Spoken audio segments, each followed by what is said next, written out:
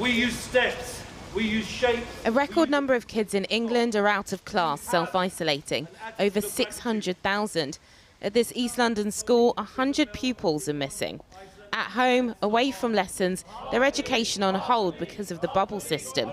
A nightmare scenario for them, their teachers and parents. That rule is now being axed.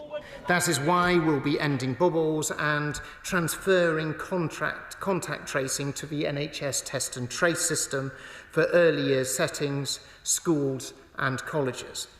But Labour says they're not confident of the changes announced, especially with infections rising.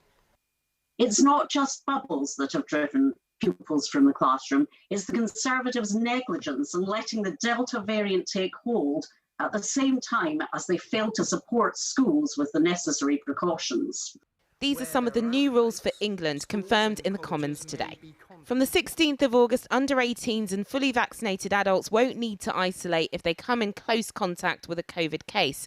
A positive test still means quarantine, whatever your age and whether or not you've been vaccinated.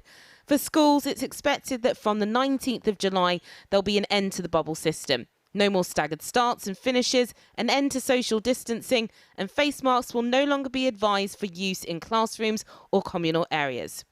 A lot of the changes announced will affect kids, so how do they feel?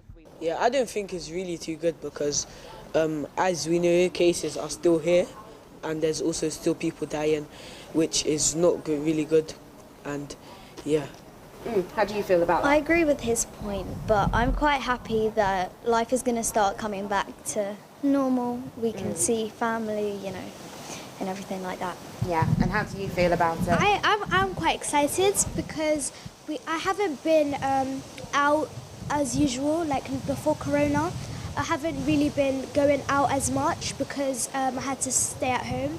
But now I can have my life back. Pupils here will be able to continue to wear masks if they wish. For the head teacher whose own kids are currently isolating, he believes removing the rules is crucial. This is something that we welcome, and this is something that we have been looking forward to for a long time, because ultimately we do not want disruption in the school, because we want the kids in school learning and focused. For most kids here, even the head teacher, a loosening of the rules is welcome. And the government are desperate to avoid hundreds of thousands of kids having to isolate and be off school. But for some unions and parents, they say once you get rid of all the rules and restrictions, what's going to replace them? And teaching unions are warning against removing rules while cases are rising.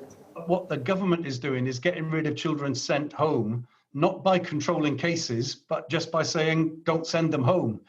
And that they are hoping that herd immunity will work. What if it doesn't? What controls do we then have to try and control cases in schools without sending children home? They need to be investing in those. Ventilation, mass testing, which other countries are doing. We need to be investing in those. The Health Secretary has also warned COVID cases could reach 100,000 a day as restrictions are eased. Despite the rise, the government is banking on vaccines keeping people out of hospital. A balance they say is the best way forward, so that come September, kids can hopefully have a normal year of school.